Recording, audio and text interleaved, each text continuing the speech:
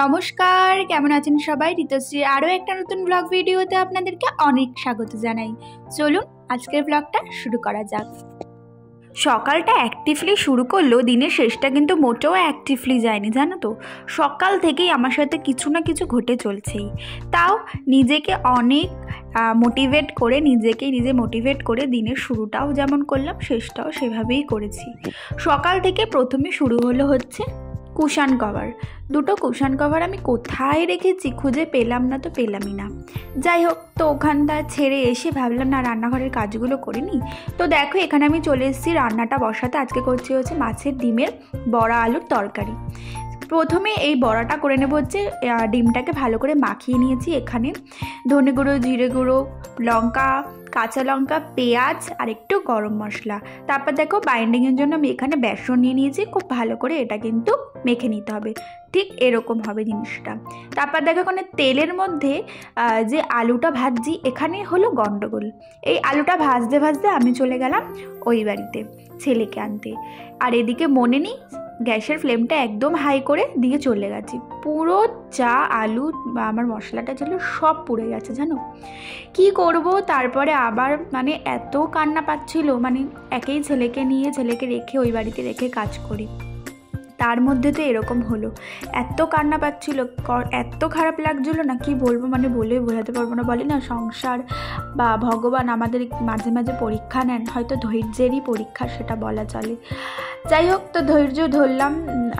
খুব রেগে গেছিলাম, রেগে ভাবলাম যে আজকে রান্নাবান্না কিছু করবো না, ডাল সেদ্ধ বসিয়ে দিই, সেটাই খাবো।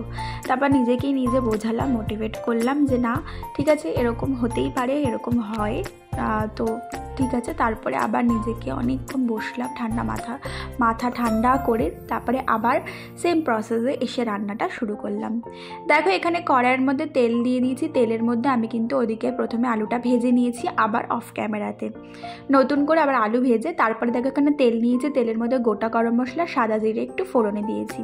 তারপর দিয়ে দিলাম হচ্ছে পেঁয়াজ বাটা, আর তারপরে দেবো হচ্ছে টমেটো বাটা।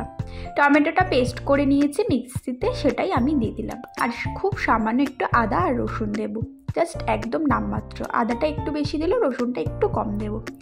তো দিয়ে ভালো করে এটাকে কষাতে হবে। কষিয়ে নেওয়ার আগে কিন্তু আমি এখানে মশলাগুলো অ্যাড করে দিয়েছি, যেমন ধনে গুঁড়ো, জিরে গুঁড়ো, হলুদ আর লঙ্কার গুঁড়ো। আর সব শেষে কিন্তু আমি একটুখানি গরম মশলা দিয়েছি। দিয়ে জল দিয়ে এটাকে খুব ভালো করে কষাতে হবে যতক্ষণ এর মধ্যে থেকে তেলটা ছাড়ছে। তো তার জন্য দেখো, এখানে আমি মশলাটাকে খুব ভালো করে কষিয়ে নিচ্ছি। ইভেন আমি যে কোনো রান্নাতেই না মশলাটা একটু ভালো করে কষিয়ে নিই।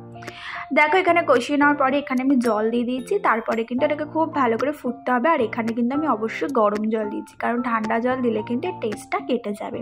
তারপরে আলু আর বড়াটা কিন্তু সব শেষে দিয়েছি। আলুগুলো দিয়ে একবার ফুটিয়ে ঢাকা দিয়ে দিয়েছিলাম। তারপরে বড়াটা দিয়ে একটু ঝোল রেখেছি, কারণ বড়ায় কিন্তু পুরো ঝোল জলটা না টেনে নেয়।